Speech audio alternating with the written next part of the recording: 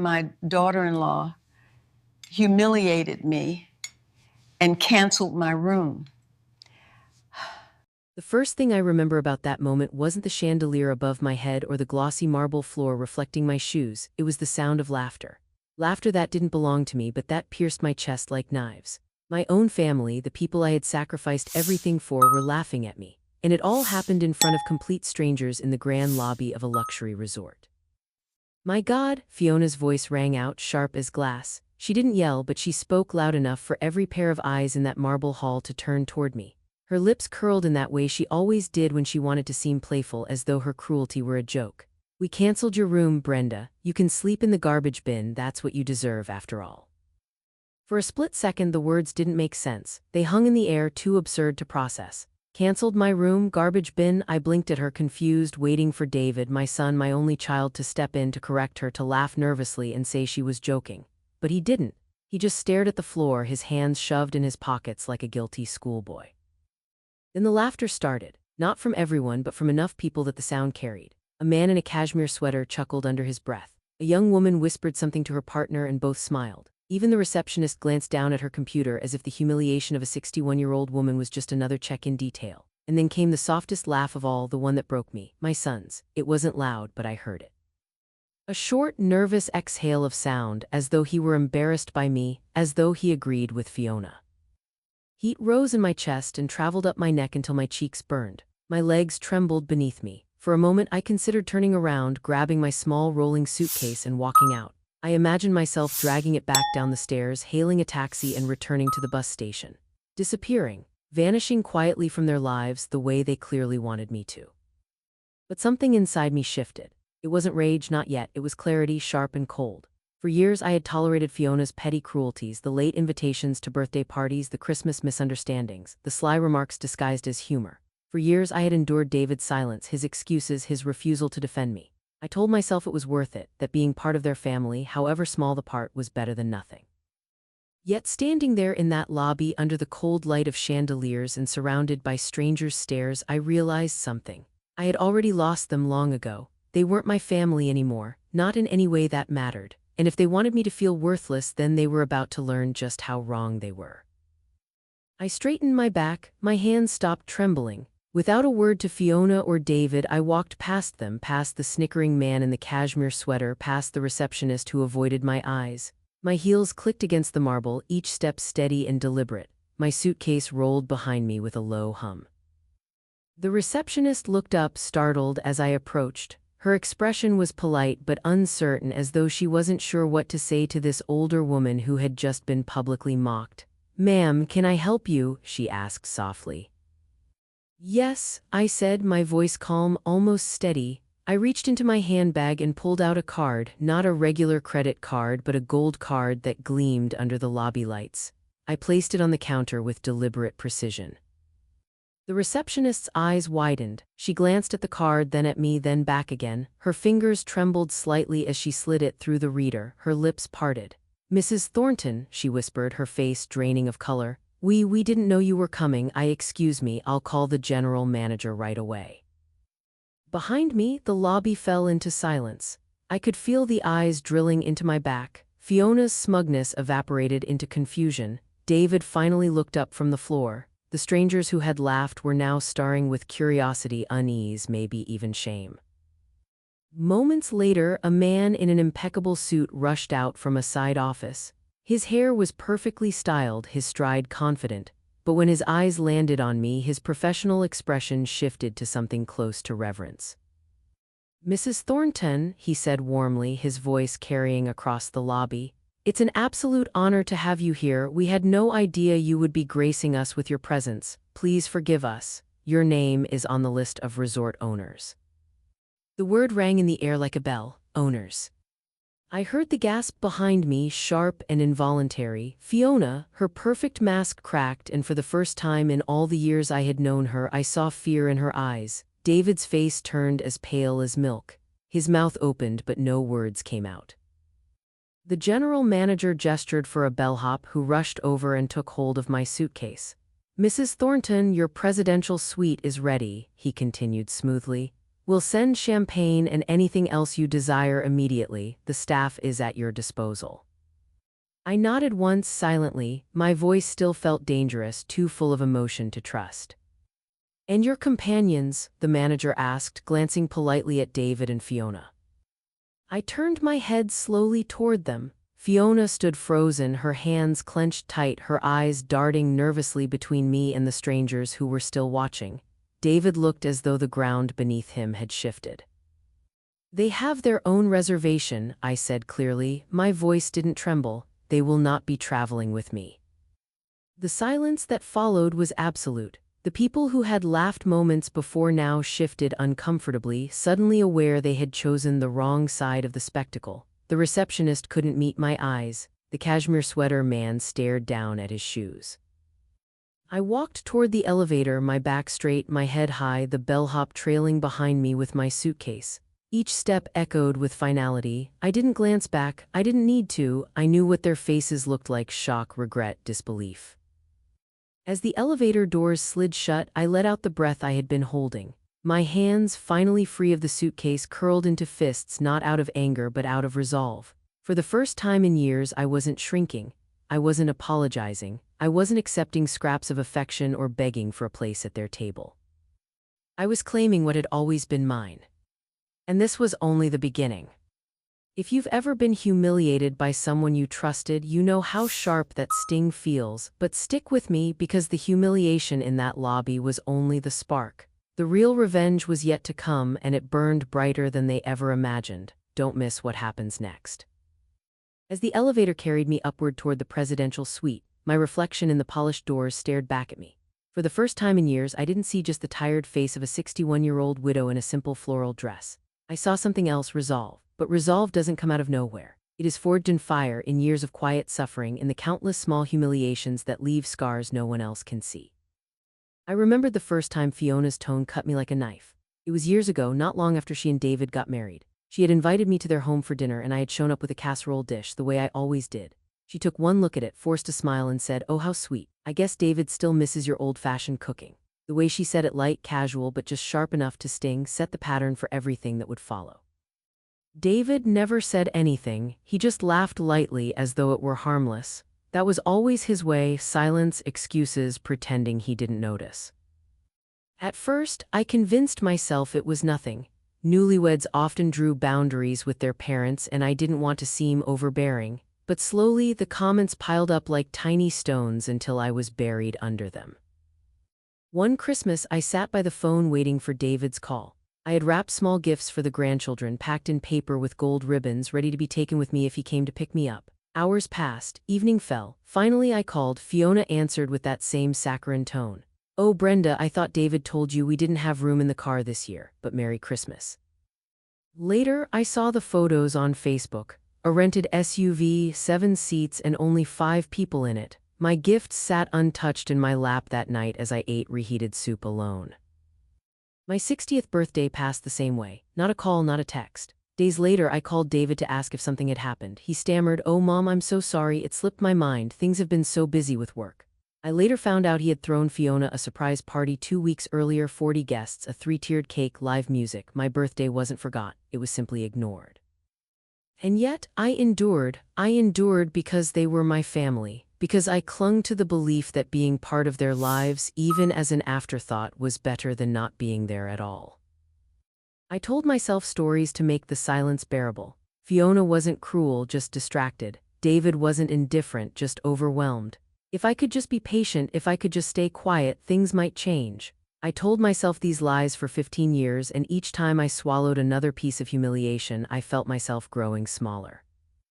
But I also remembered the moments of clarity, the cracks in my denial. The Thanksgiving when I overheard Fiona telling her mother in the kitchen, "She's so difficult to please, always critical. Honestly, it's exhausting to have her around." I had been in the bathroom, washing my hands, listening with my heart pounding. I walked out, forcing a smile, pretending I hadn't heard. I went home that night and cried into my pillow. Or the time David asked me to watch the children while they both went to a conference. The kids had the flu. I stayed up 3 nights in a row, sponging their foreheads, cleaning up after their coughing fits, whispering lullabies as they whimpered. When they returned, David didn't even ask how they had been. He just said, "Thanks, Mom," and went to bed.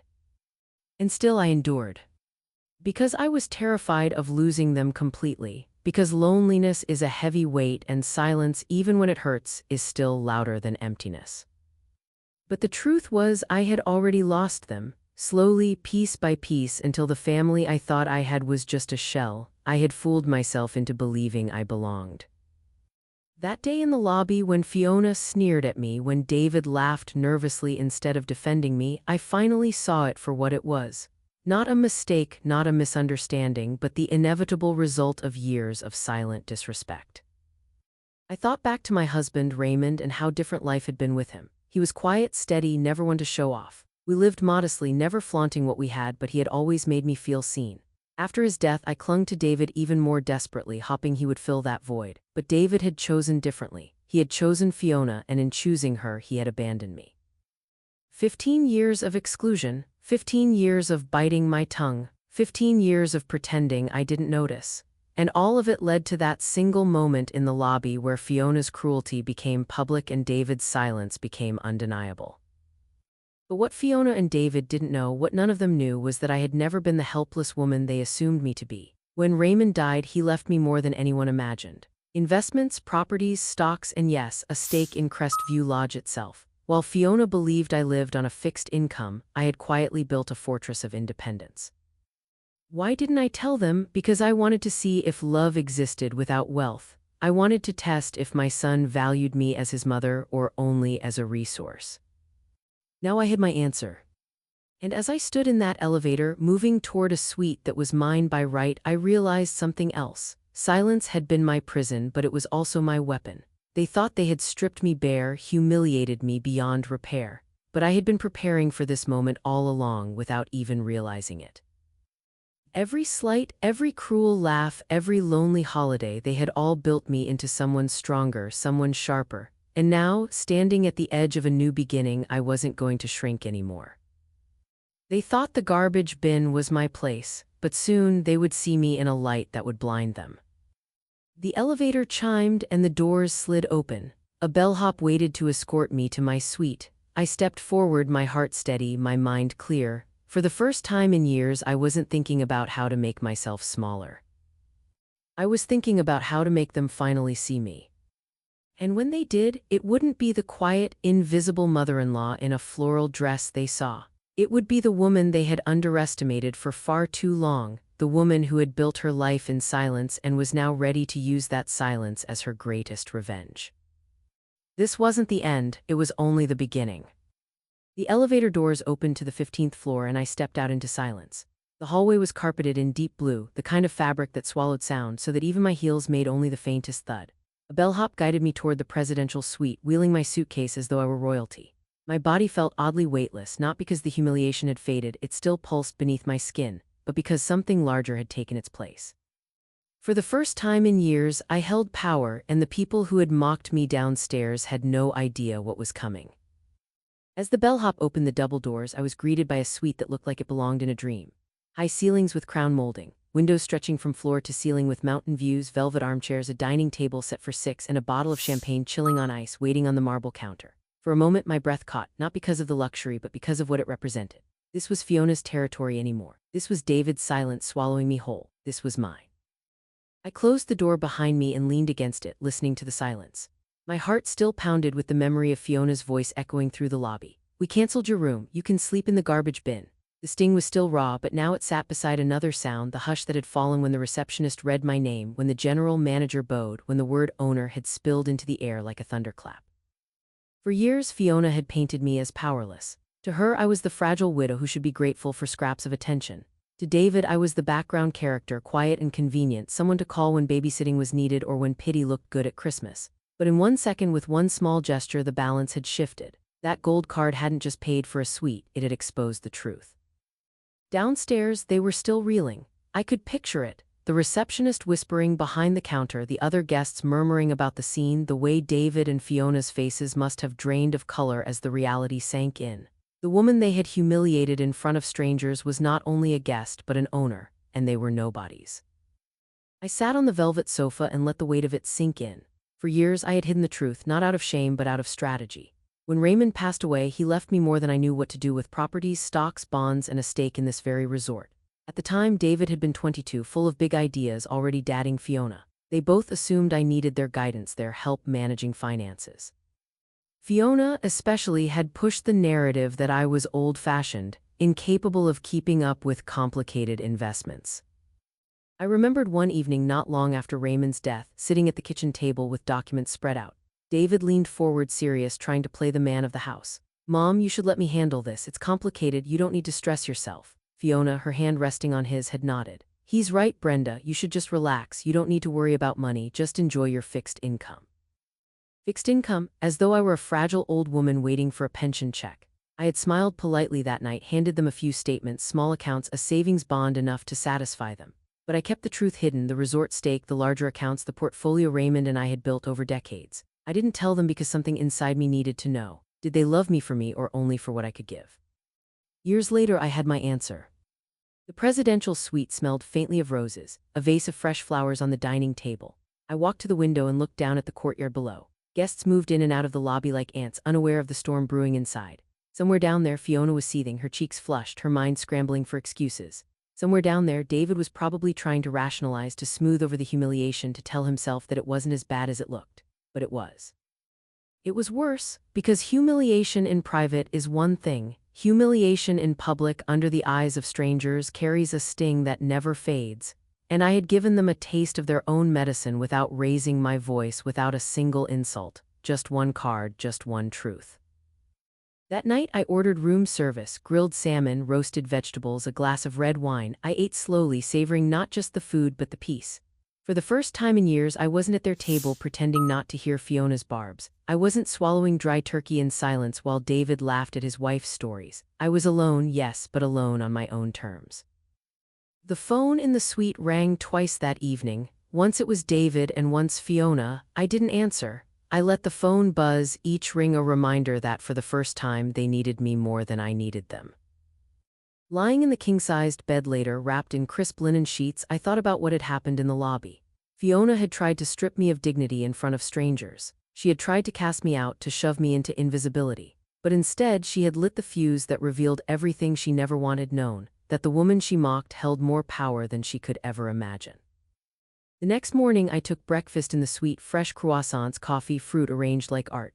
As I sipped my coffee, I looked out at the mountains and thought about how easily the world had shifted. For so long I had lived in silence, afraid of confrontation, afraid of being left behind. But silence, I realized now, wasn't weakness, it was patience. And patience in the right moment becomes power. By mid-morning, there was a knock at my door. I knew before I opened it who it would be. David stood there, shoulders hunched, eyes downcast. Behind him, Fiona hovered, her lips pressed so tightly they looked bloodless. "Mom," David began softly, "can we talk?" For a moment, I let the silence stretch. I wanted them to feel it, the weight of waiting, the discomfort of not being answered. Finally, I stepped aside. 5 minutes, I said. They entered hesitantly, Fiona glancing around the suite with wide eyes, her envy barely hidden. She opened her mouth, but I held up a hand. "Not here," I said firmly. "Tonight, dinner, both of you, no children."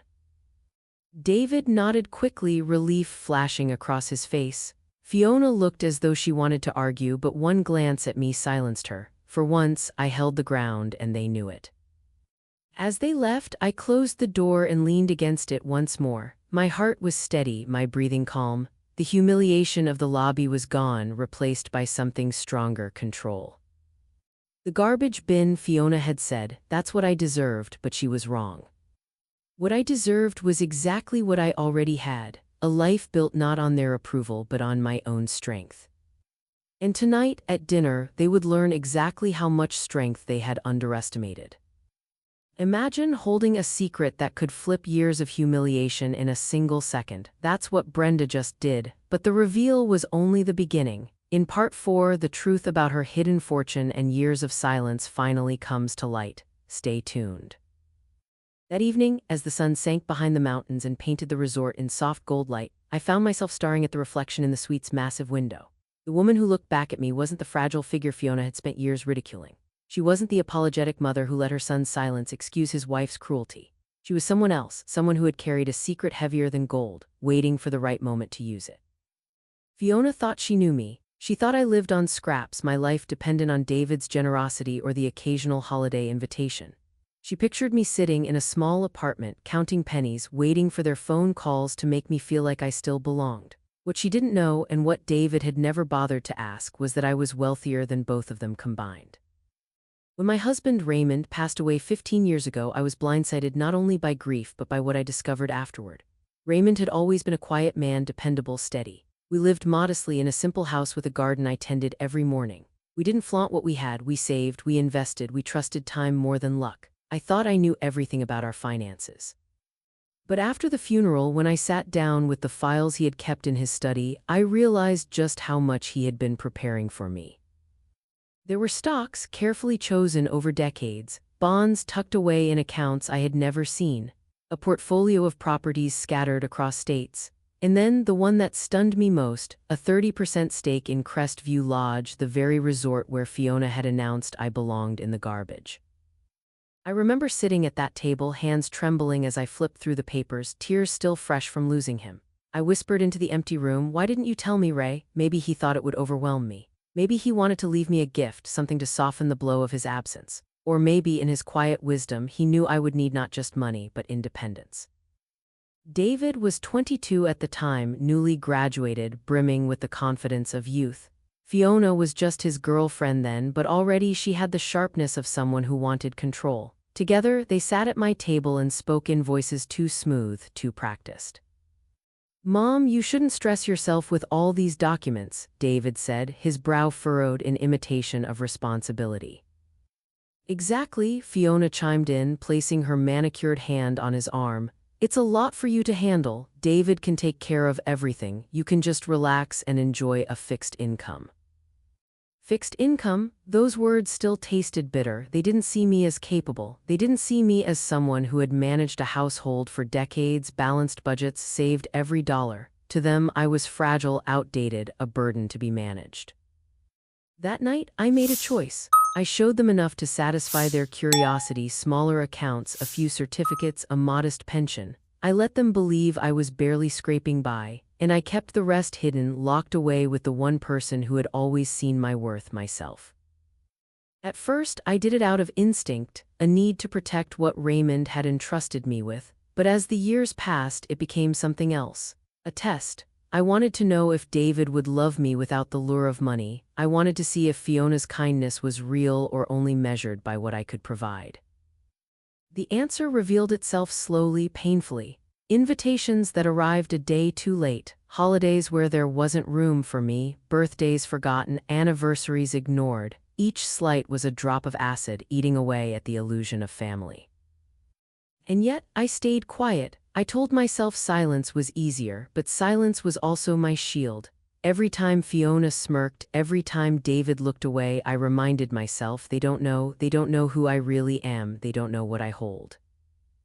And maybe a part of me liked it that way, because there's a strange kind of power in being underestimated. People show their true selves when they think you're weak. Fiona showed hers every day, in every sneer, every condescending word. David showed his in every silence, every moment he chose comfort over confrontation. They failed the test, and I let them. Until that day in the lobby.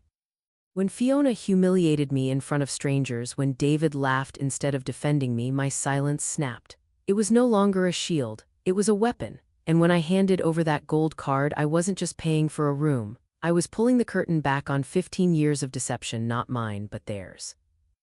Because what could be more satisfying than revealing the truth at the very moment they thought they had destroyed me?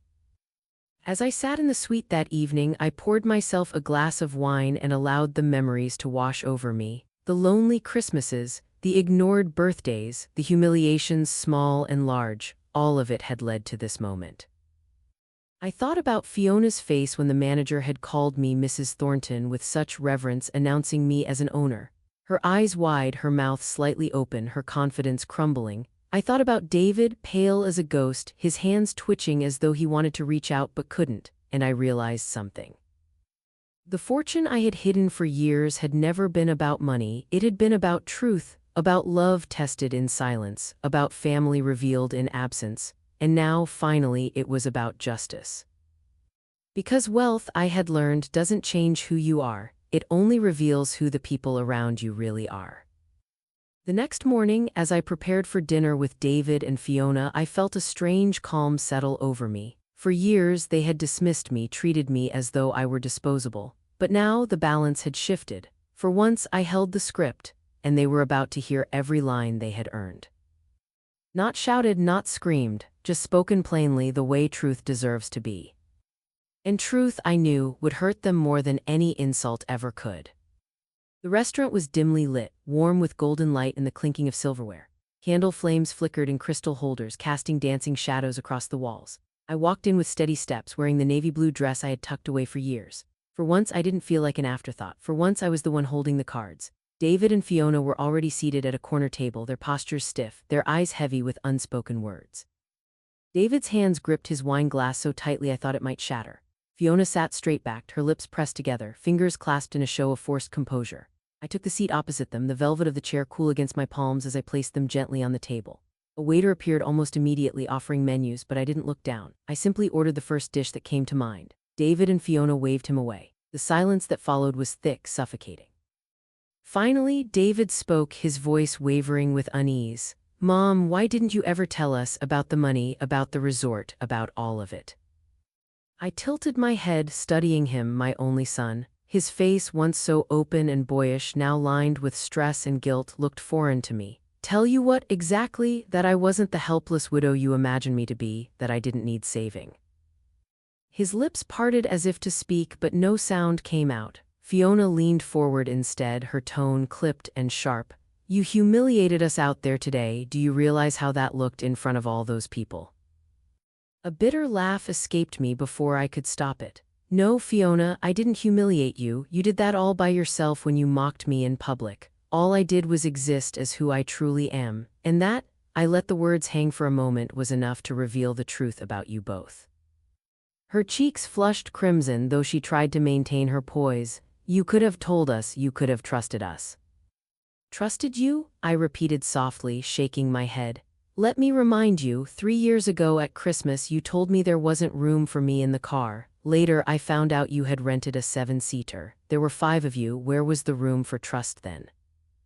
David's shoulders sagged, his eyes falling to the table. He mumbled, "That was a misunderstanding." "No, David," I interrupted, my voice firm but even. "It was a choice, just like when you forgot my 60th birthday while planning a lavish surprise for Fiona, just like when you laughed while your wife told me to sleep in the garbage bin." David flinched at that, his knuckles white around the stem of his glass. Fiona's nostrils flared. "You're keeping score like a child. Everyone makes mistakes. You're blowing them out of proportion." I leaned forward slightly, lowering my tone so only they could hear, though every syllable was a blade. "No, Fiona, these weren't mistakes. These were patterns, 15 years of dismissals, exclusions, and cruelty. You treated me as furniture at your table, as baggage in your life, as a burden you were forced to drag along. And David," I turned to my son, whose face was now pale and strained, "you let her. You stood by and let her strip me of dignity piece by piece, all because silence was easier." The waiter returned with plates, carefully setting down dishes none of us touched. The clinking of silver cutlery from other tables filled the space we left empty with our silence. David finally raised his head, eyes glossy, voice shaking. "I didn't realize how much we hurt you. I thought you were okay. You never said anything." My lips curved into something that wasn't quite a smile. "I didn't need to say anything, David. You saw it. You just chose to look away. Every Christmas I spent alone, every birthday that passed without your call, every time Fiona whispered insults disguised as jokes, you saw it. You let it happen. And I let you because I wanted to see who you truly were without the lure of my wealth. Now I know." Fiona snapped, her mask slipping. "So this was some twisted test? You tricked us into believing you were poor just to judge us? That's cruel, Brenda. That's manipulative." I set my fork down with deliberate calm, the soft clink sounding final. "No, Fiona, I didn't trick you. I simply let you believe what you wanted to believe. You assumed I was poor because you wanted me to be poor. That way you could justify treating me as less. If I had told you the truth, you would have pretended to respect me, but it would never have been real. And now," my voice sharpened, "now we both know exactly who you are." Her face hardened, but her eyes darted nervously, betraying the cracks in her armor. David looked between us, torn apart by shame and desperation. "Mom, please, we can change. I can change. Don't shut us out completely. We're family." Family, the word burned. I sat back, letting it sink in before answering. Family doesn't humiliate each other in lobbies. Family doesn't erase birthdays or laugh when one of their own is mocked. Family protects, defends, stands by each other. What you've given me for 15 years, David, is not family. It's tolerance at best. And at worst, I looked directly at Fiona, it's cruelty. The weight of silence pressed on us. Fiona's fingers trembled as she gripped her napkin. David's jaw worked as if he were chewing on unspoken apologies. I finished my wine slowly, savoring the taste of finality. At last, I rose from my seat, smoothing my dress with steady hands. I don't want your apologies, I don't want your excuses. What I want is peace, and peace doesn't include either of you. David's voice cracked as he whispered, "Mom." But I was already walking away, leaving untouched food, broken illusions, and 2 people who had mistaken my silence for weakness. That night, as I returned to my suite, I felt something I hadn't felt in years: liberation. The chains of their approval, their conditional love, had been shattered. And for the first time, I realized that my dignity wasn't theirs to give or take. It had always been mine. The morning after that tense dinner, I expected silence. I thought Fiona and David would retreat into their room, licking their wounds, plotting excuses or justifications. I thought the confrontation had ended things, drawing a line in the sand they wouldn't dare to cross. But by mid-morning, as I sat in the spa's relaxation lounge sipping herbal tea, an attendant approached nervously. "Mrs. Thornton, I'm sorry to disturb you, but there's a woman in the lobby asking for you. She says she's family. She's very insistent." I closed my eyes for a moment, inhaling deeply. Of course it was Fiona. She had never been one to let go, not when she still thought she could manipulate the situation in her favor. I waved a hand dismissively. "Tell her I'm unavailable." The attendant nodded, relieved, but 10 minutes later my phone buzzed with a call from an unfamiliar local number. Against my better judgment, I answered. "Brenda," Fiona's voice came, strained, almost panicked. "We need to talk now." "I'm busy," I said flatly. "I don't care what you're busy with. If you don't come down, I'll come up myself." The threat was hollow, but her tone carried something new: desperation. Not arrogance, not cruelty, but raw unease. I paused, weighing my options. Part of me wanted to hang up, to keep my peace unbothered. But another part, the part that had endured her sharp tongue for over a decade, was curious. Why now? Why this sudden urgency? 5 minutes, I said, in the lounge near the lobby, not one more. When I arrived 15 minutes later, Fiona was seated on one of the leather sofas, her posture stiff but her appearance disheveled. Gone was the immaculate makeup, the perfectly styled hair, the icy composure. Her eyes were red, rimmed from crying, and her hands twisted nervously in her lap. For the first time in years, she looked human. She stood quickly when she saw me, her voice trembling. "You're destroying my marriage." I raised an eyebrow, taking my seat across from her. "I'm not destroying anything. Your marriage is doing a fine job of that on its own." Her chin trembled as she leaned forward. "David didn't sleep all night. He kept packing, reading old messages, looking at pictures. He accused me of things I never thought he'd question. He said I've been cruel to you, that I've manipulated him. Her voice cracked, he told me I've become my mother." The words hung between us, her mother. I remembered glimpses from years ago, whispered gossip at the wedding. Fiona's mother had been controlling, meddling, the type of woman who inserted herself into every corner of her son's life until it collapsed under the weight of her interference. For Fiona, that had been a vow never to become her. And yet here she was, realizing she had walked the same path. I kept my voice calm, neutral. "And is he wrong?" Tears spilled over, smearing the remnants of mascara down her cheeks. "No," she whispered. "He's right. I pushed you away from the beginning because I was terrified you'd interfere, because I thought you'd try to control us the way my mother controlled everything. I swore I'd never let that happen again, so I built a wall before you could even try to cross it. Every time you offered kindness, I saw it as an intrusion. Every time you reached out, I pushed you further back. And David trusted me. He let me draw the map of your relationship with him. He believed me when I said it was better to keep our distance." Her honesty caught me off guard, but I didn't let it show. "So you admit it," I said, my tone steady. "You admit that for 15 years you deliberately poisoned the relationship between me and my son." She shook her head frantically, her hands gripping each other until her knuckles white. "I didn't mean for it to go this far. I thought if I kept space, I'd protect us from conflict. But it became a habit and then a weapon. And yesterday in that lobby, I don't even know why I said it. The garbage bin. God, Brenda, I don't know what came over me. I was angry and I wanted to put you in your place." And I cut her off with a sharp wave of my hand. You don't need to explain, you don't need to dress it up with excuses. You did it because that's who you are when no one is watching. You did it because after years of contempt, cruelty became second nature. She winced as though I had struck her. But I'm sorry, I swear I'm sorry, I regret it all. Please, Brenda, just give me another chance. I can change, I can make this right. I studied her for a long moment. Tears streaked her cheeks, her voice cracked with desperation. This wasn't the Fiona I knew, the polished, biting woman who always had the upper hand. This was someone unraveling, but the problem with unraveling is that it reveals what was always there underneath. Do you want to change? I asked finally, because you realize what you've done or because you now know I have money? Her eyes widened, the question cutting through her like glass. It's not about the money, she protested weakly, but the hesitation in her voice betrayed her. I leaned closer, my tone icy. Yesterday you told me I belonged in a garbage bin. You spat that out without hesitation in front of strangers and my own son. Don't tell me you can change overnight. Don't tell me one sleepless night has undone 15 years of cruelty. She broke then, her sobs racking her shoulders. She covered her face with her hands, her voice muffled but raw. I don't know how to fix this. David hates me. He says he can't even look at me the same way. He says I ruined everything. I sat back, folding my hands in my lap, my expression unreadable. He's not wrong. You ruined everything long before yesterday. You ruined the chance for me to be part of my son's life. You ruined the chance for my grandchildren to know their grandmother. And you ruined your own marriage by choosing pride and cruelty over kindness. She lowered her hands, her face streaked with tears. So that's it, you won't forgive me, you'll let my marriage fall apart, you'll let David hate me forever.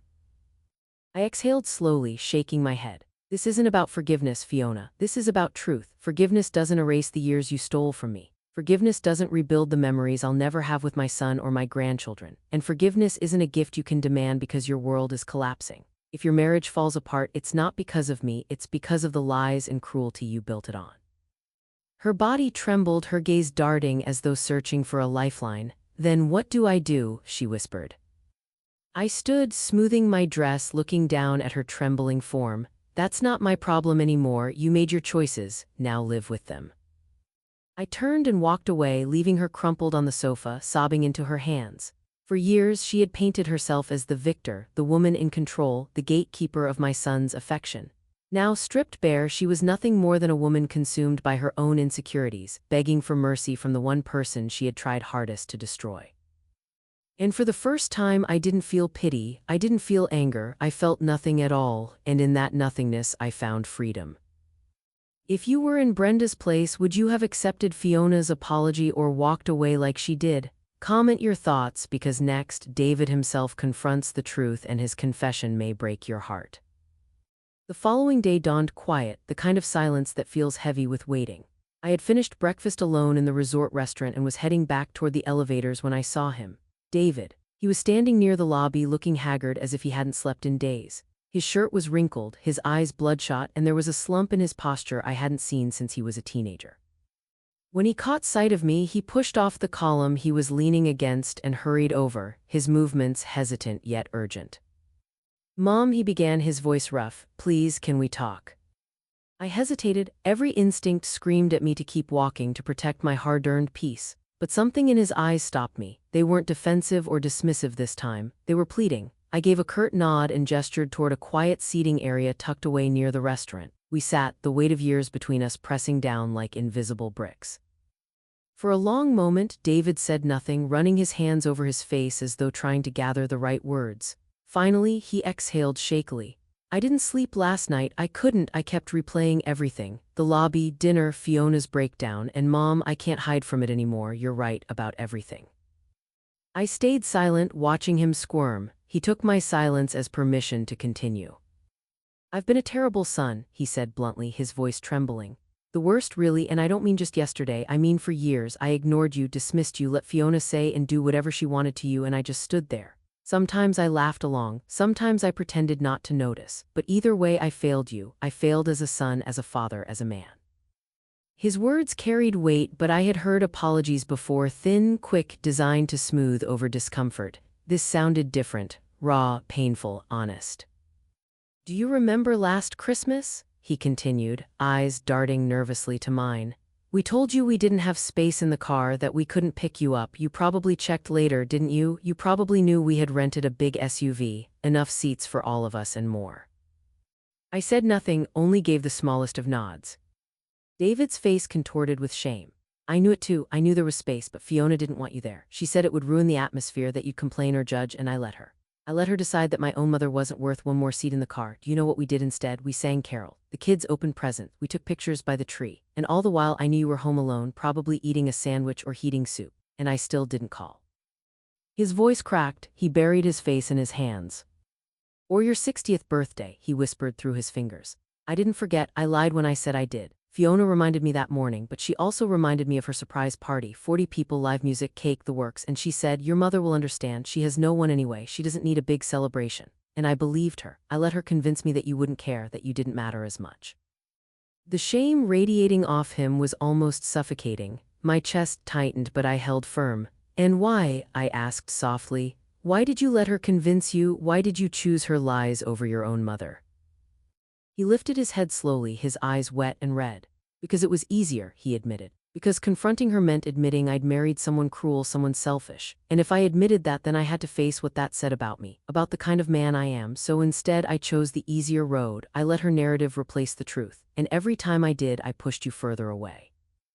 I leaned back, folding my arms. You laughed in that lobby, David. When your wife told me to sleep in a garbage bin, you laughed. His entire body seemed to shrink.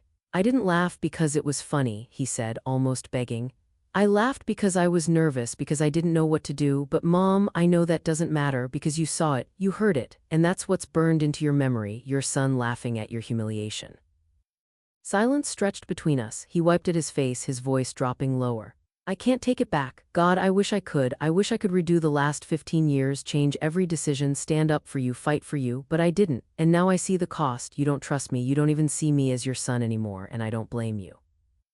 His shoulders slumped, the fight draining out of him. I need to know if it's really too late, if there's any chance left. Not for the money, not for the inheritance, for you, for us. For the first time, I felt my throat tighten. His regret was real, but regret was not the same as repair. Regret didn't erase the lonely years, the missed birthdays, the public humiliation. Regret was the smallest step on a road he'd never dared to walk before. David, I said quietly, acknowledging your mistakes doesn't undo them. It doesn't rebuild the years I lost. It doesn't erase the nights I sat alone, wondering why my son couldn't be bothered to call. You're not wrong to regret, but regret doesn't heal. He nodded slowly, tears spilling again. I know it doesn't, but maybe it's a start. Maybe it's the first step toward being better. I don't expect forgiveness. I don't deserve it. But I can try to be a better father to Jake and Lily. I can teach them not to make the same mistakes I did. I can show them that respect, love, and kindness aren't optional. For a moment I saw a flicker of the boy I once held in my arms. The boy who used to run to me after nightmares, who scribbled "I love you, Mom" on scraps of paper. He was still there, buried under years of cowardice and silence. But the mother in me, the part that longed for him, had learned too well. Love without respect was poison, and I couldn't drink it anymore. You're right about one thing, I said finally. Be better with your children, teach them what you failed to show me. That's the only redemption left for you. He swallowed hard, his body trembling. And us, you and me. I shook my head slowly. Us ended a long time ago. I waited for you to change. I waited for you to see me, defend me, love me as I deserved. You chose silence every time, and silence is louder than cruelty. So no, David, there is no us anymore. The words broke him. He bowed his head, shoulders shaking with quiet sobs. People passed us, glancing curiously, but I didn't care. Let them see, let them witness what cowardice does to a man. I rose from my seat, adjusting the strap of my handbag. Goodbye, David. He looked up, his face twisted with grief. Mom, please don't end it like this. Tell me there's something I can do. I paused, then gave him the only answer I could. Yes, be better, not with me, with them. And with that, I walked away, leaving my son behind. The day I finally left the resort felt strangely anticlimactic. After all the drama, all the tears, and all the years of silent pain, it ended with a suitcase rolling across a polished marble floor and the quiet click of the elevator doors closing behind me. I checked out early, long before David or Fiona could try to intercept me again. The general manager, Robert, handled the process personally. his voice soft and respectful, as if aware that this was no ordinary guest departure. He even offered to arrange transportation to the airport, but I shook my head. Just a taxi, I told him. Simple. For the first time in decades, that word felt good. Simple. David was there in the lobby, slumped on one of the leather sofas like a man who had lost everything. He looked up when I passed by, his eyes swollen and filled with a desperation that no longer moved me the way it once would have. He stood, started toward me, then froze, as though realizing one more plea would not change anything. We locked eyes for the briefest second. He saw the resolve in me and I saw the regret in him. But regret wasn't enough. It never had been. I turned away, stepped outside into the crisp mountain air, and never looked back. The taxi ride away from the resort was quiet, broken only by the hum of tires against the winding road. As the lodge grew smaller in the distance, I felt something lift inside me. It wasn't triumph. It wasn't even relief. It was something more profound, release. For years I had carried the heavy weight of wanting to belong, of hoping my son and his family would see me as more than an inconvenience. That weight had defined me, shaped my choices, dictated my silences. But now, as the resort disappeared from view, I realized I no longer had to carry it. The weight had been theirs all along. I had only been holding it for them, and I was done. A month later, I sold my share of the resort. Robert had been hesitant, insisting it was a valuable investment, but I made my intentions clear. I don't want ties to this place, I explained. I want a fresh start. The paperwork took time, but when the final signatures were on the dotted line, nearly $3 million were deposited into my account. I didn't keep it all. 2/3 went into a trust fund for my grandchildren, Jake and Lily, with one condition. They could only access it when they turned 25, long after Fiona could try to manipulate them. The rest I used to buy a modest home on the coast of Northern California. Nothing flashy, nothing extravagant, just a place where the ocean stretched endlessly before me, and the sound of the waves became my daily hymn. My new life began slowly. At first, the silence felt too big, too heavy. I would sit on my terrace, staring at the horizon, wondering if I had made the right choice. Old habits die hard, and there were nights when I caught myself reaching for the phone, half expecting David to call with news about the kids. And sometimes he did call. 17 times in the first week, in fact. Each message was the same: apologies, promises, please. I listened to them all, not out of hope, but out of confirmation. I needed to hear with my own ears that I had been right to leave. Eventually, the calls slowed, then trickled to almost nothing. I knew Fiona was furious, but I didn't care. For the first time in years, her voice didn't control me. Life on the coast was simple but healing. I planted herbs and wildflowers in a small garden behind my house. I joined a group of women in town, many of them widows or divorcees, who gathered weekly for dinner and conversation. They weren't my blood family, but they felt more like family than the people I shared DNA with. With them, I laughed again. With them, I found companionship without judgment. And slowly, I began to rebuild not just my life, but myself. Wasn't all peace, of course. There were ripples. 6 months later, a message reached me through the small-town cafe I frequented. David and Jake were asking for me. At first, I refused. The wounds were still raw, and I wasn't sure I wanted to open them again. But then I remembered Jake's face in the lobby that day, confused and frightened, asking if I would sleep with them. None of this had been his fault. He deserved the chance to know his grandmother, not the distorted version Fiona had painted of me. So I agreed on my terms. Once a month, David would bring Jake to my home. He would drop him off and pick him up, but he would not stay. No family conversations, no forced reconciliations, only time with Jake. The first visit was awkward. Jake was hesitant, unsure, as though expecting me to be the bitter old woman Fiona had described. But children are resilient. Within an hour, he was laughing as we baked cookies in my kitchen. He asked questions about my life, about his grandfather, about the garden. By the time David returned, Jake didn't want to leave. That night, I sat on my terrace with tears in my eyes, realizing I had something more precious than any apology David could give. A second chance to love my grandchildren on my own terms. Months passed, Jake became a regular visitor, and eventually Lily came too. She was shy at first, clinging to her brother, but soon she warmed up, helping me plant flowers and listening intently to stories about her father's childhood. Through them, I found joy I had thought lost forever. They didn't see me as a burden. They didn't measure my worth in money or status. They simply saw me as grandma, and that was enough. David changed too, though I remained cautious. He never asked for money, never pushed for forgiveness. He respected the boundaries I set. Sometimes, when he dropped Jake off, I would see him sitting in the car, watching quietly, his face unreadable. Perhaps he was remembering all the years he had wasted. Perhaps he was learning that some mistakes can never be undone, only accepted. Either way, I didn't interfere. His journey was his own. Mine was finally mine. 2 years after I left the resort, I found myself sitting in my garden one autumn evening, watching the sunset paint the sky in shades of gold and crimson. Jake and Lily were inside, playing a board game at the kitchen table. Their laughter drifted through the open window, warm and innocent, and in that moment I realized something. My revenge had never truly been about humiliating Fiona or even confronting David. My revenge was choosing myself. My revenge was walking away from a life where I was treated as less and building one where I was enough. As the sun dipped below the horizon, I whispered into the wind, "I am finally free." And for the first time in decades, I knew it was true. If you were Brenda, would you forgive David and Fiona, or would you walk away to build your own peace? Let me know in the comments, because your perspective might be the very thing another viewer needs to hear today. And don't forget to subscribe for more stories of justice, strength, and self-respect.